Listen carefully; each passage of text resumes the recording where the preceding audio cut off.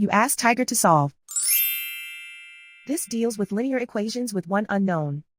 The final result is x equals 2. Let's solve it step by step. Simplify the expression.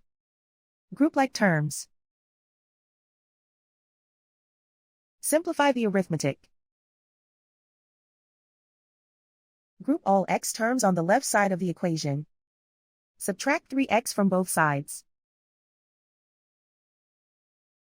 Group like terms. Simplify the arithmetic. Group like terms.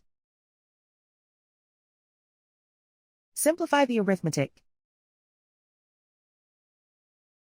Group all constants on the right side of the equation. Subtract 3 from both sides. Simplify the arithmetic.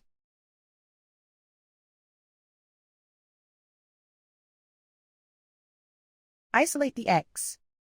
Divide both sides by 2. Simplify the fraction. Find the greatest common factor of the numerator and denominator. Factor out and cancel the greatest common factor. And so the final result is x equals 2.